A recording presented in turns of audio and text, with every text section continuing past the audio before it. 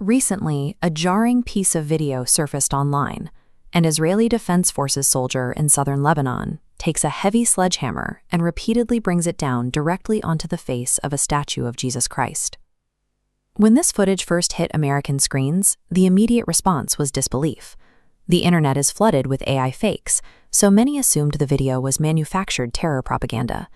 Others suggested a tactical explanation. Perhaps the statue was a booby-trapped weapon, and the soldier was simply defusing a bomb. But the statue contained no explosives. The footage was authentic. This was an active-duty soldier taking a break from combat to find a Christian icon and destroy it on camera. One might expect immediate condemnation from American religious institutions. Instead, major Christian broadcasting networks quickly ran interference. They broadcast segments warning their viewers not to jump to conclusions, suggesting that criticizing the incident was an act of cancel culture. This media framing creates a striking paradox for millions of viewers. The demographic most likely to revere these icons is now effectively conditioned to ignore their destruction, while continuing to provide the tax dollars that pay for the equipment used to carry it out. This cognitive dissonance is sustained by a specific political narrative that Israel serves as the ultimate safe haven for Christians in the Middle East, a democratic sanctuary for religious minorities. American political leaders protect this narrative with fierce conviction. Figures like the Speaker of the House champion unconditional support for the state, often framing the alliance as a fundamental requirement for the American faithful. That political conviction translates into billions of dollars in annual taxpayer funding. This money bankrolls the entire military apparatus, covering everything from advanced munitions to the very uniforms worn by soldiers who desecrate religious sites. Yet this same U.S. funding supports a secular government that promotes values far removed from the beliefs of its American evangelical donors. The state actively organizes massive pride events, often holding them near significant biblical sites, despite the religious objections of the voters who subsidize them. The safe haven narrative functions as a carefully constructed PR shield. It allows the alliance to continue without addressing the reality that the two sides do not share the same religious values or goals. The Lebanese sledgehammer incident is part of a much wider trend. In Gaza, long-standing Christian communities, some of the oldest in the world, have seen their churches bombed and their parishioners targeted. In one case, Israeli snipers shot and killed a Christian mother and daughter inside a churchyard.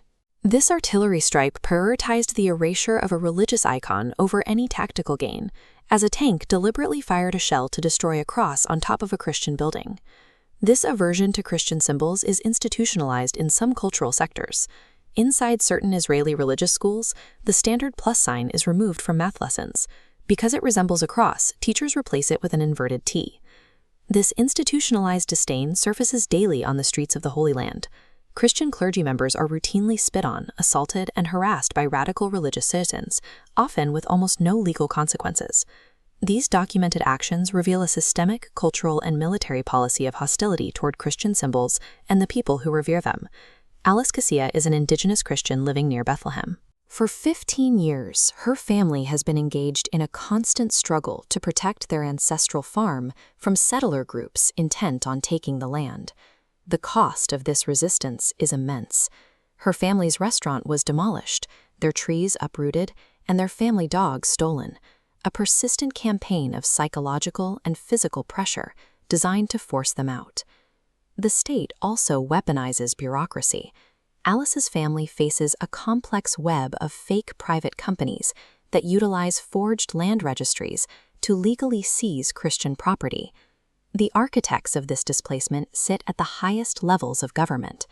Extremist Israeli cabinet ministers funnel state funds to settler organizations, providing the resources necessary to violently annex these territories. The destruction of one Christian family's livelihood exposes a highly organized, state-funded apparatus designed to erase indigenous Christians from their ancestral homes. When indigenous Christians turn to American Christian Zionist groups for protection, the response is often a betrayal. Instead of using their influence to defend these communities, many of these groups offer visas to help the families leave the region forever. By facilitating this emigration, American religious organizations are actively assisting in the ethnic cleansing of the Middle East's oldest Christian communities. True morality requires listening to the lived reality of these indigenous Christians.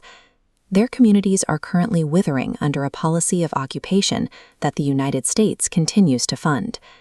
The American taxpayer holds the ultimate leverage. By looking past the PR spin and demanding accountability from their representatives, they have the power to stop subsidizing the persecution of their own faith.